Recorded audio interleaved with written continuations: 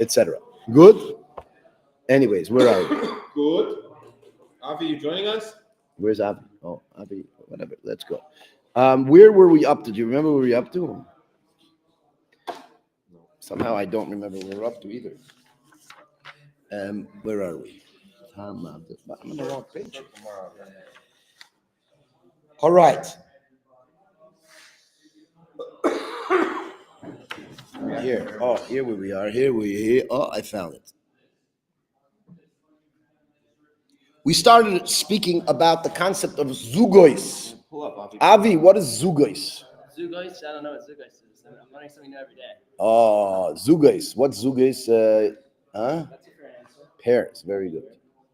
Yosef Yitzchak, right? Oh, good. Trying very hard to remember everybody's name here. Okay. We have Avi, Yosef Yitzchak, Chaim Moshe Leib. Yeah? Yes. Moshe Chaim Leib. Okay. And Menachem Mendel and Yaakov David. All right, good. Yaktav.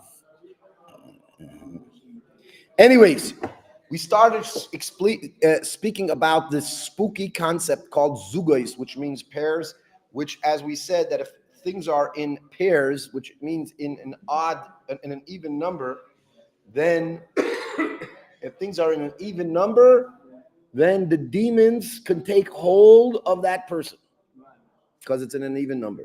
I got two hands. You got two hands. I got a problem.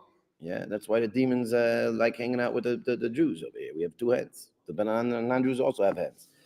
Anyways, the point is that demons work in a concept of pairs, and therefore the Gemara asked, how on earth did the rabbis establish 4 cups of wine when 4 cups of wine is 2 pairs and it is an even number and seemingly can cause us damage? Yesterday we learned that one of the rebuttals or one of the reasons why the rabbis didn't worry about the pairs is because it says Leil Shimurim, because it says about the night of Pesach that it is the guarded evening. And since it's the guarded evening, therefore God is guarding us from damage that could be caused by the demons. All right, that's one answer. Rava says a different answer. Koishel bracha mitztaref l'toiva ve'enei mitztaref l'ra. The cup of blessing will connect with the other cups for good, but not for evil. What does that mean? First of all, what is koishel bracha? What is koishel bracha? Moshe Chaim Leib. What's koishel bracha? Don't speak when you're in the middle of eating. Very good. So birchat hamazon, when we do the blessing, the grace after meals, that is called koishel bracha because you're blessing God for the food that you have. Rava says that cup is such a blessed cup that it will and can connect to other concepts if it will bring you good, but not if it will bring you bad. So therefore, which cup of the Seder, there's 4 cups, which cup of the Seder do we say Birchat Hamazon on? The grace after meals, which one? The 3rd cup, okay? So you have cup number 1, cup number 2, and then cup number 3 will connect for the good. You know what it means it will connect for the good? It will connect to the other 2 to make it odd, but it won't connect to the other to make it even when the even numbers will cause you harm. So therefore, the cup of blessing will connect to the previous 2 cups that could be called the 3rd cup. And the 3rd cup is an odd number, and the odd number will prevent demons from harming you. However, it will not connect to the 4th cup to make it even again, to allow the demons to attack you. So that's the power of the koishel bracha, that it will connect for the good, but will not connect for the evil. Yeah. How do we get to I missed yesterday, but how do you get to that demons are coming into this? So I said briefly, I'll say it briefly again, is that we started out this Gemara with a question. How could the rabbis establish 4 cups on Pesach when 4 cups is an odd number? And odd numbers, we said the demons could attack you if you do things in pairs. If you do things in pairs, you can be attacked by the demons. Yeah? It's a serious business, by the way. By the way, if you go into the Sephardi world, they get very nervous about pairs because they're very superstitious and you don't do anything in pairs. Don't do anything in pairs. Everything is an odd number because in an odd number, though. As a matter of fact, it actually says in a certain Gemara, I forget which Gemara it is. Okay, according to Judaism, you are allowed to have more than one wife, even though today we are not noiheg. It says in the Gemara that if you're going to have two wives, you better have three, because you should not have two wives. Two wives is horrible. Don't have two wives. If you're going to have two wives, you got to have three. No two wives. So, The only way someone could have two wives is, let's say they got married to one of them, it didn't work out, they divorced one of them, they got divorced, and then they got remarried. how do you know that? As they studied. So I hate to tell you that might be the common minhag, the custom today. However, biblically, a man is allowed to marry as many wives as he wants at the same time without divorcing the other one. Yeah, that's biblical law. Okay? But who? What are you talking about? That's not true. No, they recommend not more than 4. Yes, it says that the Chacham recommend not to have more. It's a good question. Again, the Chacham, that's what I'm saying. The Chacham are not telling. They're really telling you should have 3. And they're telling you not to have more than 4, because if you have 4, the reason is because they said that a man should at least be with his wife once a week, right? And a woman, because she has the nida process, which means that she goes to the mikveh once a month. So if you have 4 wives and a man's having relations with his wife once a week, at least he'll be with each woman once a month, which means when she goes to the mikveh, he'll be with her. That is what the Chacham. Huh? No, they do. Women that Who, live what? in the same house. Yeah, women who live together. Yeah, I know. Yeah, I heard about that. But by the way, you should know that it's very hard to know this because for so many years, Judaism generally, we have, in Judaism, we well, at least in the Ashkenazi world, for many, many years, maybe even about 1,000 years, it's been the custom not to have more than one wives, right? Yes. So the Baba Sali, from what I researched, had 4 wives altogether. However, he did not have them at the same time. As a matter of fact, his first wife died really young, within like the first year or 2 of their marriage, giving birth to their first child, which also ended up dying. Meaning his wife and his child died at childbirth. Is his first child, his first wife. Then he married another woman, and then he married a 3rd woman when he came to Eretz Yisrael, and then later in life he married a 4th. But I'm not sure how many of them were alive during the time that he was married with the other. It was either 2 or 3. It seems to me that he did have multiple wives at the same time. I'm not sure if he had 2 at the same time or if he might have actually had 3 at the same time at one point in time. He didn't have that many kids, by the way. As a matter of fact, his youngest wife, he married a really young wife when he was very old. And he had 1 daughter with that wife. And that daughter is a shluch of the Rebbe, or was a shluch. She passed away. Meaning she married a shliach. And as a matter of fact, Rabbi Shammai is very friendly with that shliach. We went to Netivot, and we met them. Oh, you were there.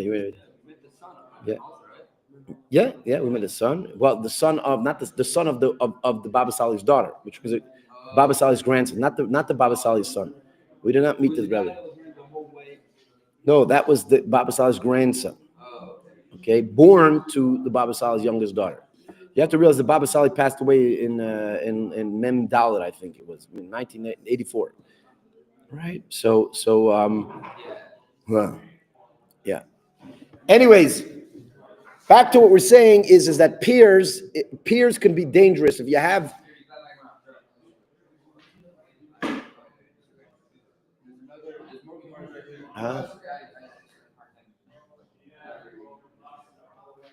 Oh, yeah. Okay. Where are we?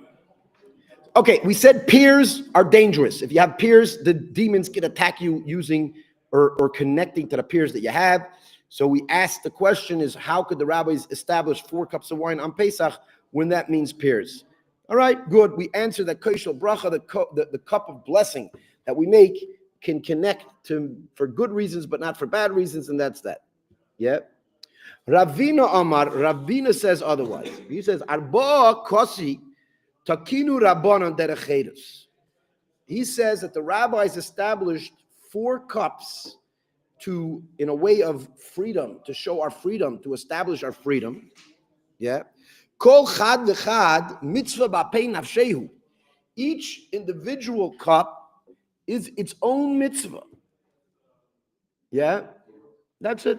In other words, he says it's not because of what Rava says that the third one is going to attach to the 2 for the good, and it's not going to attach to 4 for the bad. That's not what he said. He says, no, it's not 4 cups of wine, even though we said, yes, you have 4 cups of wine, but it's not that all 4 cups are connected with each other. Sorry, they're not all 4 connected with each other, right? They're each individual commandments. They're each individual mitzvahs. And since they're each individual mitzvahs, we don't count them together, and therefore we don't have the problem with zugois, right? If you want to get spooked out, you go into a dark room and you say zugois.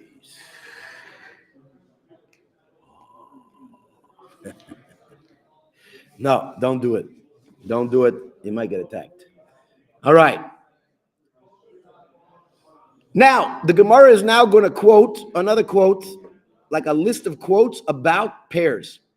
It says, Lo yaset tzrachav trei, you should not do your needs in pairs. Yeah. Says the Rashbam that doing your needs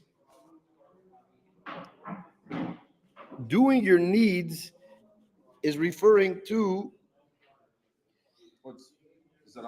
marital relations. Tzrachas means your needs, but it's referring to marital relations. Yeah. What's trey?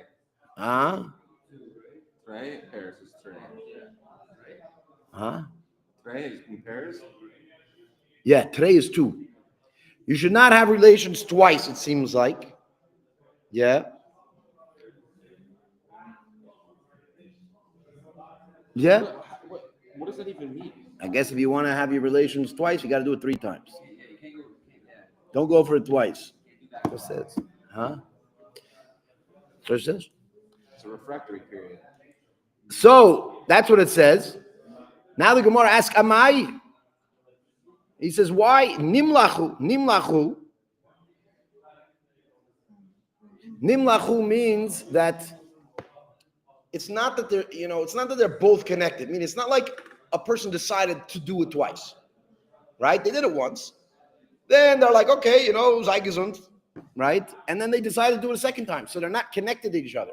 The 2 times that they're intimate are not connected to each other. If they're not connected to each other, they're not pairs. That's the question of the Gemara. Yeah. And he even says that usually once a person finishes the first time, they no longer desire to do it a second time, till sometimes a little bit later, right? And therefore, it's almost like you forgot about the first time when you did it the second time. It's not if there's a separation. I mean, I'm not sure how many people out here are experienced, but usually after the first time, especially for the man, you got to wait a little bit. It doesn't happen like, you can't do it one back to back. It doesn't work. It's unfortunately a natural impossibility for most men. I don't know, maybe there's a few men that are a little bit nuts and they have different biologies. I don't know. But even if they have the high testosterone, right? They usually the person has to wait. You have to wait. They have to wait. Now the fact that you have to wait, it's almost like they completely separate. So that's the question. Amar Abaye. Abaye says as follows. This is really what it's trying to tell you by telling you not to be intimate twice. Lo yoichal today. You should not eat 2 times. Lo yishta today. And you should not drink twice. Lo yaset tzrachav. And then you shouldn't do your needs. Afil pamachas. Even 1 time. Meaning that if you ate 2 and then you drank 2, you better not be with your wife. Even 1 time. Because maybe you're going to become weak and an evil power will be able to come and attack you because of that. Yeah. Wait, does that mean 2 sips or 2 bites? Or does that mean 2 plates? Or 2 yams? What are we talking? What's the 2? 2 drinks, 2 gulps. 2 bites of pizza? 2 pieces of pizza? It's a good question. You shouldn't eat 2s, whatever 2s. Basically, maybe it means 2 eggs, 2, I don't know what. But you shouldn't eat in pairs and then drink in pairs and then do your needs. And the Rashbam says as follows, because when a person is intimate, it actually weakens the body. right? Anybody experiences knows that. One of the biggest complaints that women have is that as soon as the guy's done, the guy goes to sleep. The Zell. Biggest complaint. I hear it from a lot of women, right? Zell, this guy's laughing. I don't know. It's like this guy awake. He's coming from. See, you guys, I don't know about chuvas and that. This guy's coming from the Lubavitch Yeshiva. Where this person mentions anything under the sun that is the slightest reference to anything sexual, they'll fire the guy. I actually had a teacher that got fired because I don't remember what he said, but it wasn't a big deal, right? But because I'm about tshuva yeshiva and I'm a little nuts, I don't care. Let them try Well, to. it's part of life. It's part of reality. I mean, in the Gemara it speaks about it. Yeah. It just said it in the Gemara. What, I should just explain you the Gemara? Yeah, we're grown men. What are you talking about? That's it. It says it in the Gemara. I have to explain you the Gemara. I'm not going to explain it to Gemara because some parent in who knows where wants his 18-year-old kid that thinks his 18-year-old kid doesn't know what's going on. Welcome to the world. Yeah, even in the Hasidic world, they know Pepe. When I was, my first introduction to sexuality was when I was 7 years old. I didn't believe the guy when he said it. It wasn't a guy. It was really another guy my age. Thank God it wasn't another guy. That would have been dangerous. But in the Hasidic world, the only people that didn't speak about sexuality were the people I should have been listening to. Yeah, that's the problem. Yeah, it's a problem. The only people that spoke about sexuality, the only people that didn't speak about sexuality were the people that should have been my mentors, the normal, healthy rabbis, etc. Those people never spoke about sexuality. The only people that spoke about sexuality was the dirtbag on the street that thought it was fun to brainwash or contaminate the Jewish boy's mind. Had these locals that were like, you know about this? And I'm like, yeah, sure, no. Anyways, that's who spoke to us about it. Can I know that? So, anyways, so let's go back to Abaye. Abaye basically, again, from the original quote, it would seem that a person should not have relations with their wife more than one time or two times because it's a pair. I mean, 3 times fine, but 2 times is a problem.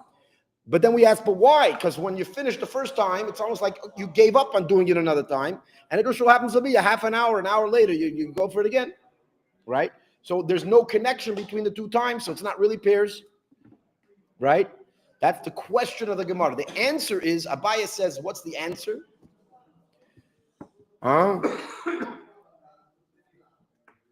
What's the answer of Abaye? This? The answer of Abaye is that it's not saying that you should not have relations twice. It's saying you should not eat and drink in pairs and then have relations even once. Because if a person ate or drank in pairs, they now are susceptible to demon energy. And because they're susceptible to demon energy, and when they have relations, their body's going to get weak. That might kind of like open the door for a demon to harm them. Meaning, if a person's powerful and healthy and happy, so the demons maybe have no power over him. But the second a person gets weak, then the demons maybe do have power over him. I'm having a tough time believing the pairs being like the demons. That pairs relate to demons. But you do believe in demons, you just don't believe that the pair concept. I mean, I don't. I mean, if you already believe in demons, then what's so hard to know that they have It just seems like power such over a pairs? strange, it's like such a By the way, you should strange know thing. that it's a very deep concept throughout Gemara. Whenever it speaks about demons, it speaks somehow demons have rules. They have certain rules how they are permitted or not permitted to interact with our reality, right? And one of those rules is that they must lock onto something with pairs. If I don't know why. You haven't met a even numbers it are odd. would make more sense that it would be an odd number because let's say you're walking with another person in a pair that you're more protected or you feel more safe. If you walk by yourself, a demon can easily get you. It talks about that actually. That if you walk alone, there's a specific. If you walk alone, they can harm you. If they walk in it with 2, they can appear, but they cannot harm you. And if you're with 3, they can't even appear. That's a rule also. Yeah. But that has to do with the amount of spiritual energy that happens when you have 2 Jewish people together. There's a certain spiritual energy that they cannot break through. Yeah. Why the pairs though? I don't know. I can't tell you. It's just something that's mentioned all over the place. And I haven't yet met a demon to ask him why this is, or maybe some Kabbalist knows why this is, why specifically peers enable demons? I have no idea. Yeah. Good.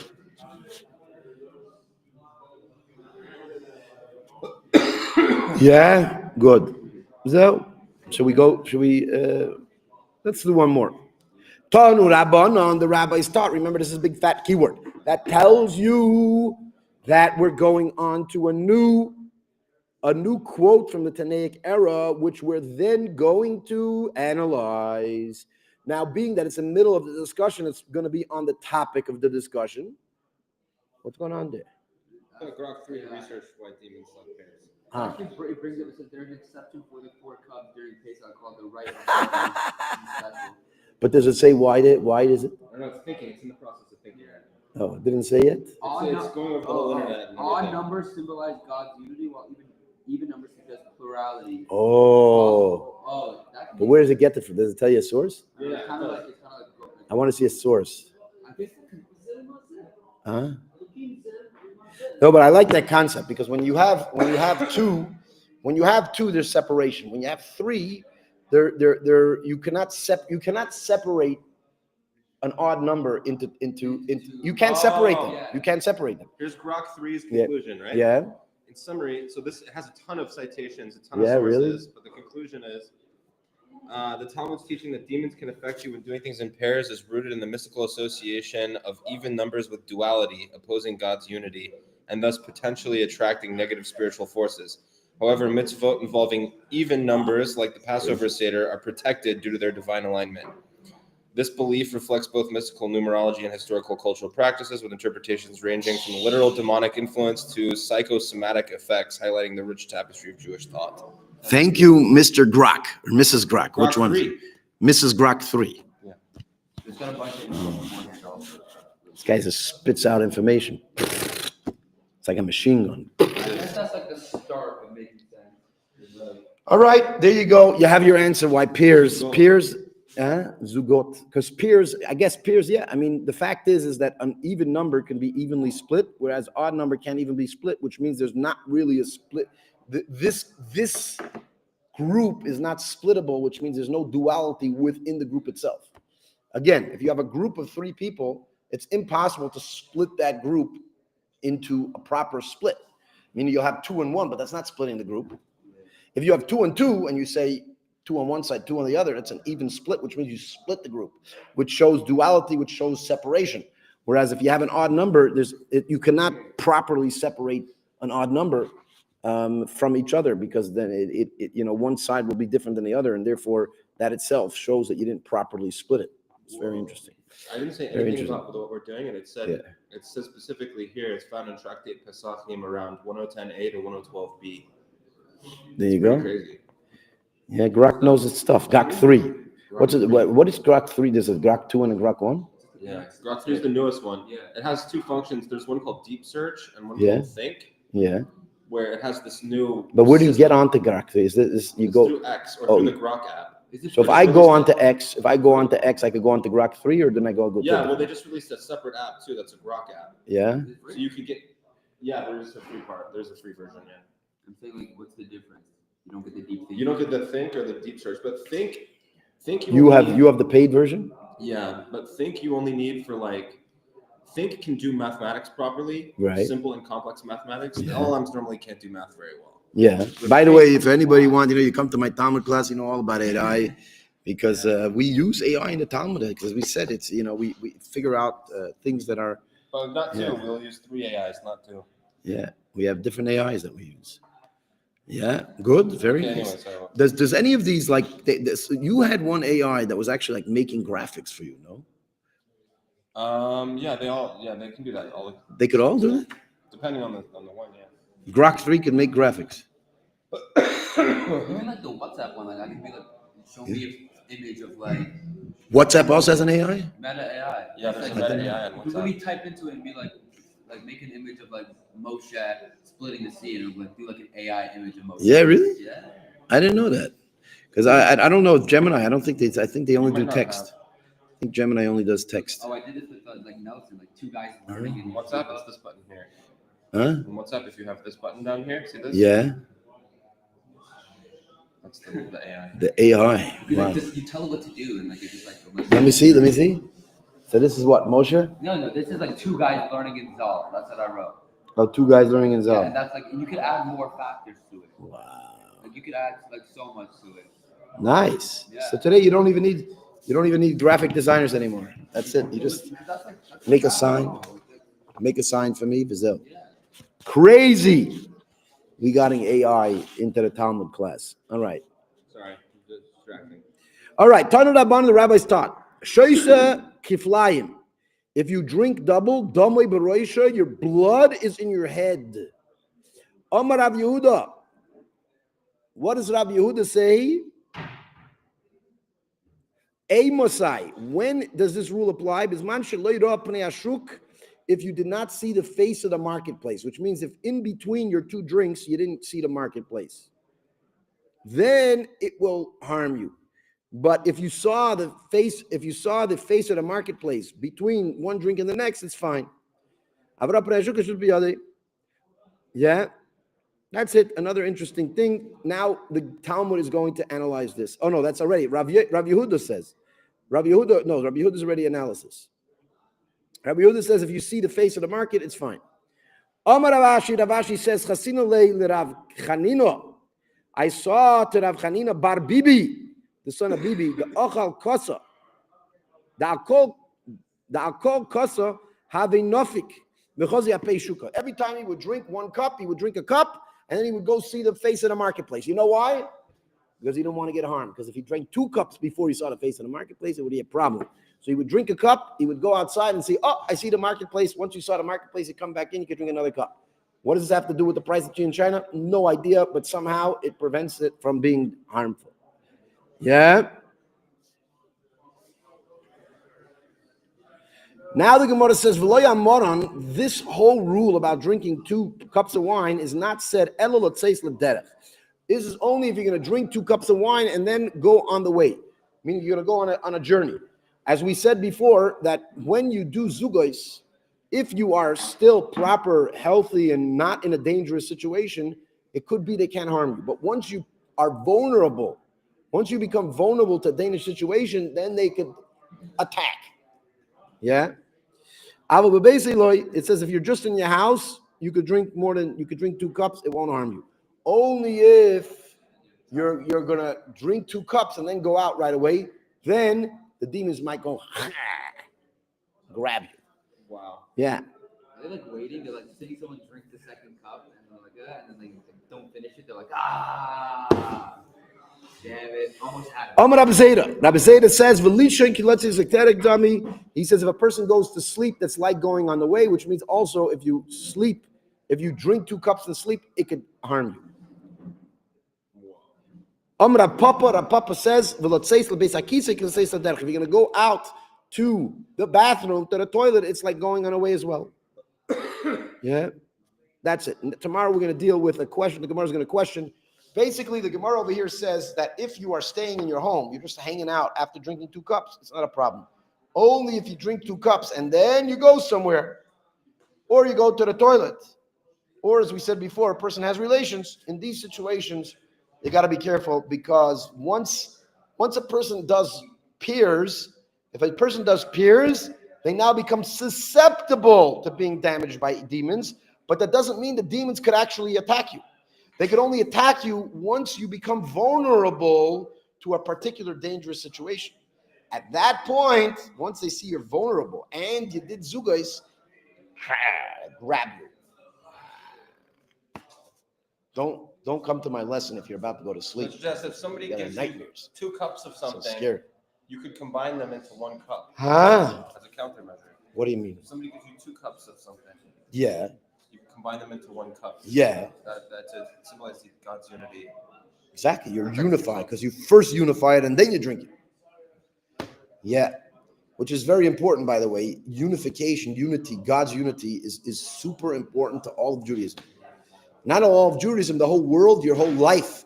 And if you want to protect yourself from damage, always make sure to be in sync with God's unity. All right? We'll leave it at that. If anybody has any questions, I don't know why we didn't have any, not even a single comment today. which is not good. I don't know why not, but apparently people are not interested in me anymore. All right, you're not interested. If you're not interested, then what are you doing here? Why are you still in the video if you're not interested? Obviously, some people are interested, right? Because there's some people still in the video. So since they're in the video, they're interested, right? If they're interested, they should at least tell me they're interested, because I'm getting very sad. I'm getting very sad that I don't see any comments over here. That usually we have comments, and then it shows that people are interested and involved and engaged. Today, no comments, no nothing. Whatever. Sei gesund. That's the end. And Yosef Yitzchak, where is he? We're gonna have a chavrusa today. Me and you are gonna have a chavrusa today. Oh, so this person, Sophia, says just logged in. Very interesting. At least somebody said something. Yeah, well, let's go back and review the video, huh? Yeah, just like. All right, Sophia. I could, yeah. Okay, Sophia, the way you learned, you just came at the end of the lesson. We're about to close it. But you could re-watch the whole lesson, Bezrat Hashem, and you could come to tomorrow. You can join, by the way, you could join our WhatsApp group. Hold on. We're going to put a QR code here. Where are we? Talmud group. If you click on the QR code, you will be able to, if you click on the QR code, you can join our, what's it called? If you click on the QR code, you can join our WhatsApp group, which will hopefully scan it. You have to scan. Don't scan it twice, or else What happens if you scan it twice? the demons come after you. Oh, the demons might catch you. Yeah, okay. All right, good one. Okay, now, good. Thank you for coming. Thanks for joining. If you just came late, please rewatch the video. We'll hopefully be here tomorrow, Bezrat Hashem, depending on if this guy gets out of bed or not.